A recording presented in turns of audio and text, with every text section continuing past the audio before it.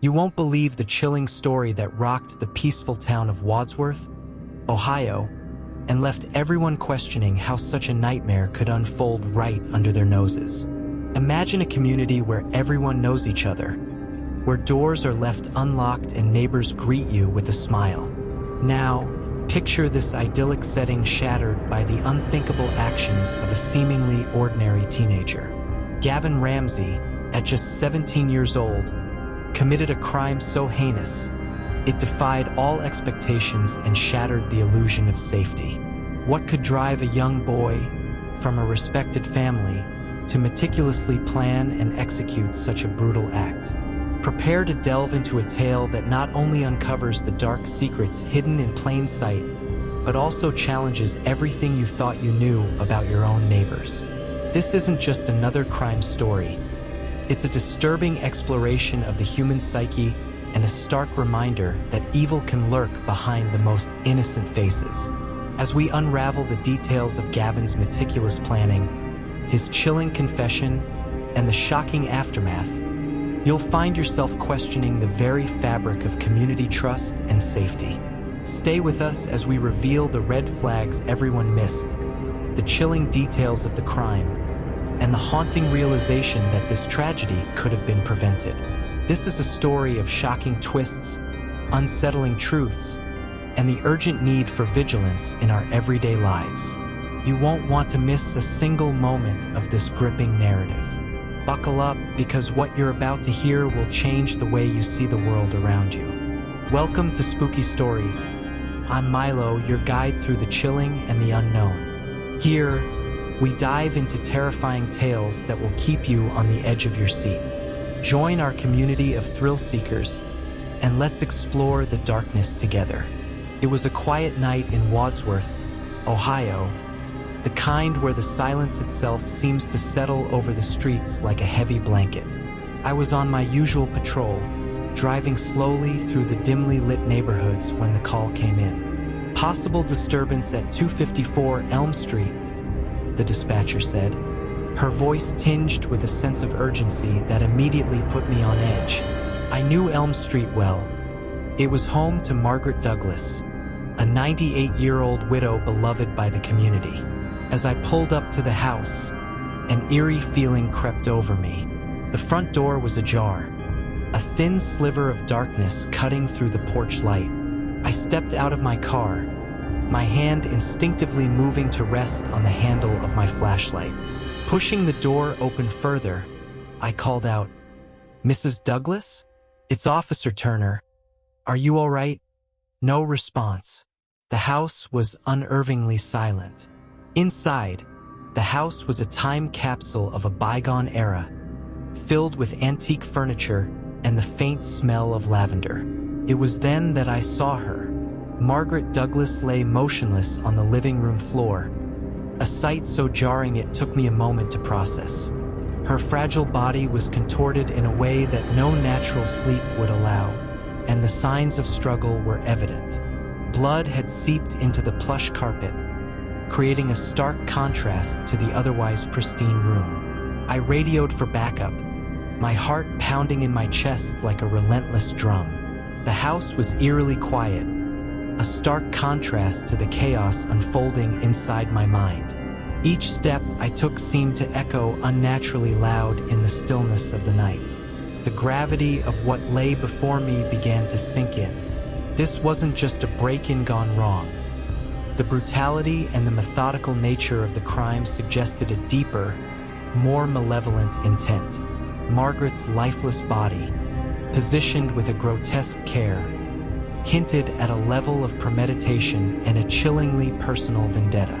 The scene was a mosaic of horror, each bloodstain an overturned piece of furniture telling a story of a violent struggle. As the crime scene investigators arrived, the air was thick with an almost palpable sense of dread. They moved with a practiced efficiency, setting up their equipment, marking evidence, and photographing every grim detail. The bright flashes of their cameras punctuated the darkness, casting stark shadows that seemed to dance on the walls. Despite their professional demeanor, I could see the unease in their eyes. This was no ordinary crime scene. The sheer ferocity of the attack set it apart. Each new piece of evidence uncovered only deepened the mystery. The initial assessment was clear. This was a deliberate, calculated act of violence, not a haphazard crime of opportunity. I couldn't shake the feeling that we were dealing with something far more sinister than a random act of violence. There was an unnerving sense of intimacy to the crime, as if the perpetrator had a twisted connection to his victim. The meticulousness of the attack, the way Margaret's body was left, suggested a disturbing level of familiarity and obsession. This was not the work of an opportunistic thief.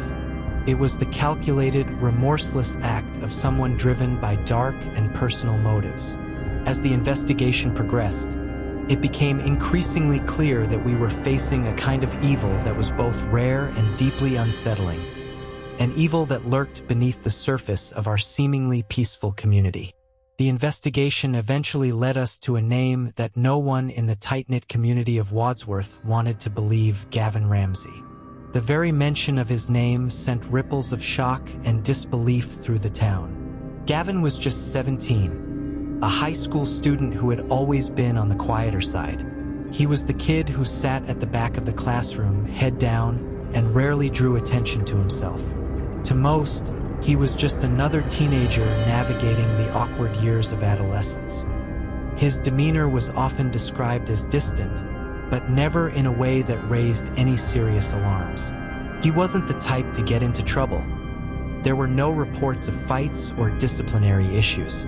Gavin was the kind of quiet that blended into the background, making it all the more shocking when his name surfaced in connection with such a heinous crime.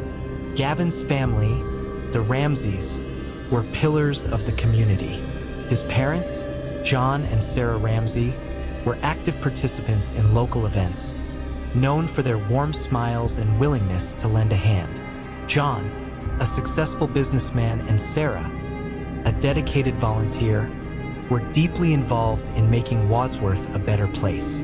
They were the kind of people everyone knew and respected, which made the accusations against their son all the more difficult to comprehend. The Ramseys had 3 children, with Gavin being the middle child.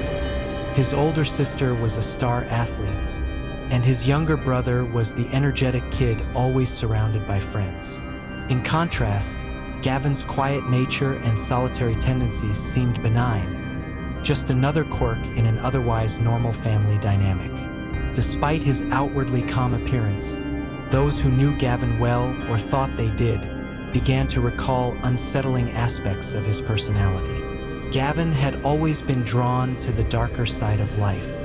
His room was filled with horror movie posters, and he spent hours watching documentaries about serial killers. While many teenagers go through phases of morbid curiosity, Gavin's interest seemed deeper and more pervasive. Classmates remembered his unusual fascination with discussions about death and violence, often sharing graphic details with a disturbing level of enthusiasm. Yet, these red flags were dismissed as mere eccentricities, overshadowed by his otherwise unobtrusive behavior. Gavin's reserved nature meant that few truly knew him, and those who did never imagined the darkness that lurked beneath his quiet exterior. I remembered seeing him around town, a lanky figure with a downcast gaze. His classmates later told us about his fascination with horror movies and serial killer documentaries. Some even mentioned his unsettling comments about death and violence, but in the typical fashion of teenagers, they had brushed it off as dark humor. We brought Gavin in for questioning, expecting a routine procedure, but what unfolded was far from ordinary. The interrogation room was sterile and cold, illuminated by harsh fluorescent lights that cast an unforgiving glare on everything within. Gavin sat across from us, his demeanor calm and composed, almost unnervingly so. At first, he answered our questions with a detached politeness, his voice steady and devoid of emotion. His calmness was disconcerting, as if he were discussing mundane matters rather than a brutal crime. He met our gaze with a blank expression, revealing nothing of the turmoil that must have been brewing beneath the surface.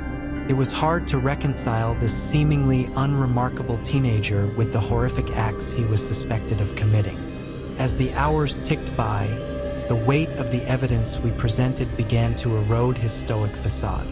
We laid out each piece methodically. The forensic evidence linking him to the crime scene, the eyewitness accounts that placed him near Margaret Douglas's house on the night of the murder, and the digital footprints that painted a disturbing picture of his obsessions. Each revelation was a chisel strike against his composure. We could see the subtle changes. His hands started to tremble slightly, his gaze flickered, and beads of sweat formed on his brow. Gavin's initial veneer of calmness gave way to a palpable tension, his body language betraying the growing anxiety and fear that he could no longer contain. The room seemed to shrink as the pressure mounted, the air thick with anticipation and dread. Finally, in a moment that felt like a scene straight out of a psychological thriller, Gavin's resolve crumbled. His confession came not as a dramatic outburst, but as a slow, reluctant admission of guilt. He began to speak, his voice barely above a whisper, recounting the details of his crime with a chilling detachment. He described how he had planned the attack, stalking Margaret Douglas and choosing her as his victim for reasons that defied comprehension. The level of premeditation and the cold, methodical manner in which he executed his plan were horrifying. His words painted a picture of a deeply disturbed individual, driven by impulses he neither fully understood nor controlled. The confession was both a relief and a nightmare, providing the answers we sought, but also confirming the depths of Gavin's darkness. As he spoke, the room seemed to close in, the stark reality of his actions settling over us like a shroud. Gavin spoke in a detached manner that sent chills down my spine, his voice devoid of emotion as he recounted the meticulous planning that had preceded the attack. He detailed how he had spent weeks observing Margaret's house, taking note of every aspect of her daily routine. He described his surveillance with a disconcerting level of precision, explaining how he had noted the times she left and returned, when she turned off the lights, and even the patterns of her nightly activities. Gavin's tone was clinical, as if he were describing a science project rather than plotting a horrific crime. His methodical approach revealed a mind that was disturbingly methodical and patient, capable of waiting for the perfect moment to strike. On that fateful night, Gavin recounted how he had approached Margaret's house under the cover of darkness. He had waited until the neighborhood was quiet, ensuring that no one would witness his actions. With the stealth of a predator, he crept around the house, finding an unlocked window that he had previously identified as a point of entry. His description of slipping through the window was chilling in its simplicity. It was as if he were recounting a routine task. Once inside, he navigated the familiar layout of the house with ease, moving silently through the darkened rooms until he reached Margaret's bedroom. Gavin's account of these moments was haunting, his voice maintaining that same eerie detachment as he described watching her sleep, completely unaware of the danger that loomed over her. The details he provided about the attack itself were harrowing, a testament to the cold, calculated nature of his crime. Gavin admitted that he had chosen Margaret not out of any personal vendetta, but simply because she was an easy target. This decision underscored his complete lack of empathy and moral compass. He spoke of her vulnerability with a chilling indifference, noting how her advanced age and solitary living situation made her the perfect victim for his twisted desires. There was no remorse in his words, no hint of regret or sorrow for the life he had taken. His confession painted a picture of a young man whose connection to humanity was frighteningly severed, driven by a dark curiosity and an utter disregard for the sanctity of life. As he spoke, the room seemed to grow colder, the weight of his words pressing down on everyone present, revealing the true depth of his depravity. The community of Wadsworth was in a state of profound shock and disbelief. News of Gavin Ramsey's arrest and the details of his heinous crimes spread like wildfire, leaving residents reeling. The image of the quiet, unassuming teenager was shattered, replaced by the horrifying reality of his actions. Parents clutched their children a little tighter, and neighbors exchanged hushed conversations filled with confusion and fear. How could someone so young, someone from their own community, commit such an unspeakable act of violence? The dissonance between Gavin's age and the brutality of his crime was unsettling, leading many to question how they could have missed the signs. The entire town was gripped by a collective sense of betrayal and anxiety, wondering what had gone so horribly wrong. Gavin's trial was conducted with a swiftness befitting the gravity of the situation. Due to the severe nature of his crime and the evident danger he posed to society, it was decided that he would be tried as an adult.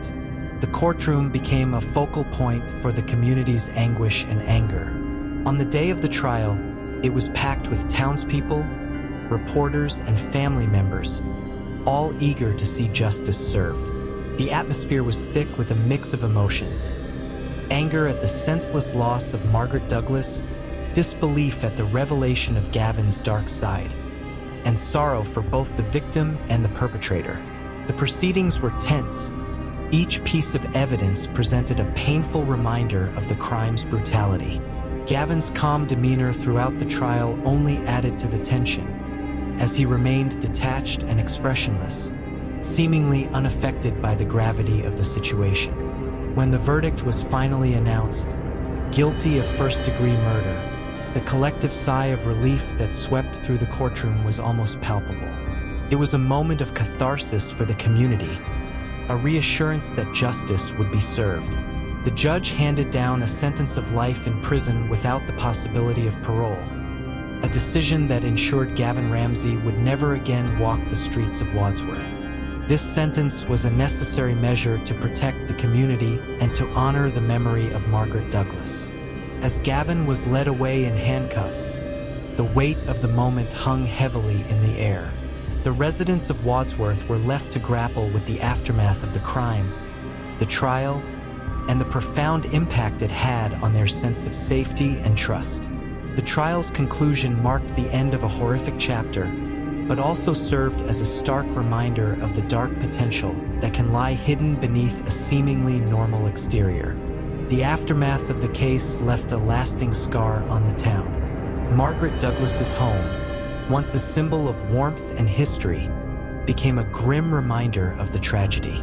The community grappled with the harsh reality that such evil could exist so close to home. Parents looked at their children differently, more attuned to the subtle signs of distress or abnormal behavior. In the months that followed the trial, I found myself reflecting on the case with a haunting regularity. Each quiet moment seemed to bring back memories of the investigation, the crime scene, and, most disturbingly, Gavin himself. I often replayed our interactions in my mind, scrutinizing every detail, searching for signs that we might have missed. The community, too, was embroiled in a collective introspection, questioning how such a tragedy could have unfolded unnoticed in their midst. We held community meetings, discussions, and workshops, all aimed at understanding and preventing a repeat of such horror. But despite our efforts, the same questions lingered persistently in my mind. How had we missed the signs? Could we have done something to prevent this? As we delved deeper into Gavin's past, it became painfully clear that his actions were not the result of a sudden snap, but the culmination of years of unchecked behavioral issues. His fascination with violence, his obsessive interest in horror and serial killers, and his disturbing comments about death were all glaring red flags. Yet these signals had somehow slipped through the cracks.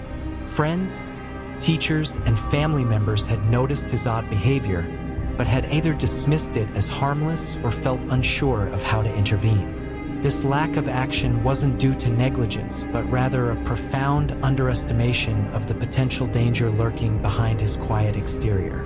The case highlighted a significant gap in our ability to identify and address the early warning signs of such extreme antisocial behavior. Gavin's isolation was another critical aspect that had gone unaddressed.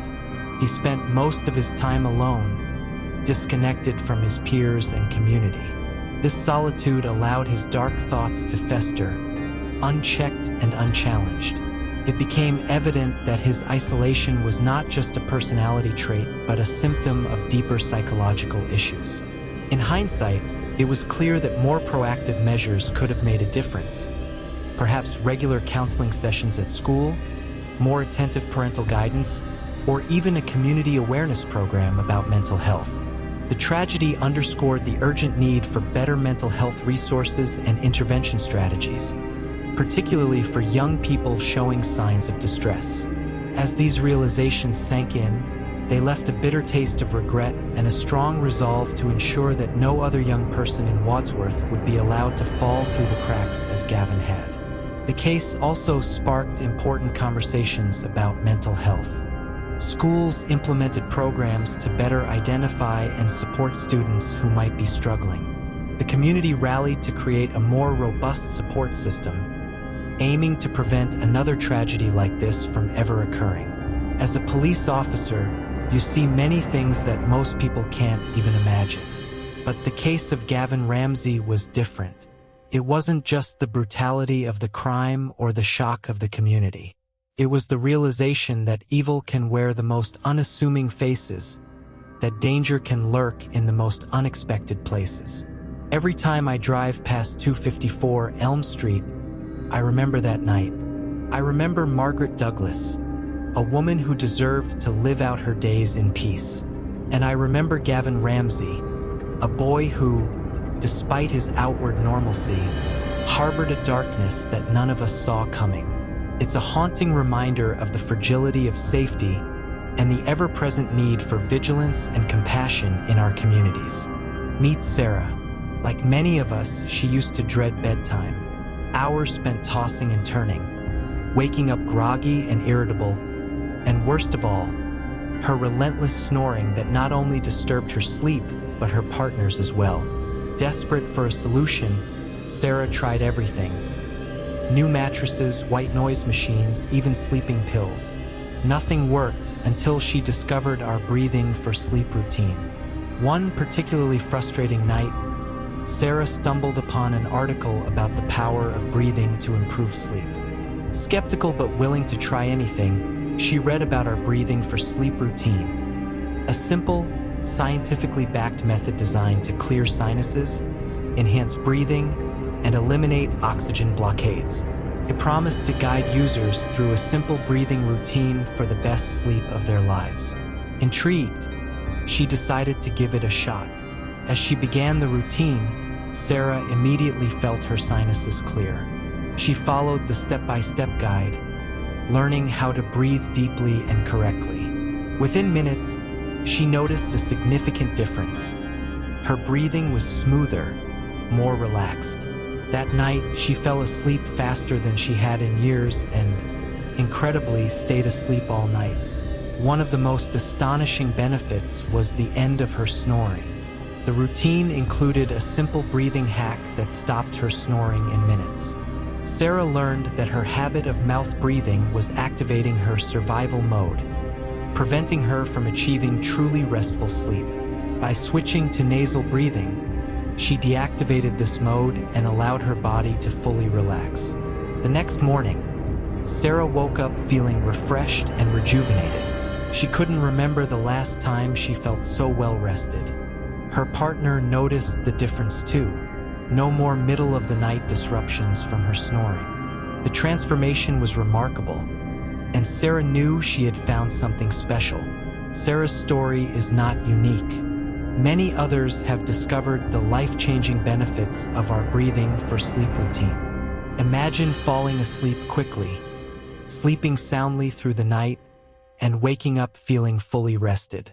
No more snoring, no more grogginess, just deep, restorative sleep. Are you ready to transform your sleep like Sarah did? Our breathing for sleep routine is easy to follow and starts working immediately. Clear your sinuses, enhance your breathing, and remove oxygen blockades with our guided routine. Say goodbye to snoring and hello to the best sleep of your life. Don't spend another night tossing and turning. Experience the power of proper breathing and reclaim your nights. Try our breathing for sleep routine tonight and wake up to a new, refreshed you. Because everyone deserves the gift of deep, restful sleep. Check out the link for this wonder in the description and the comments.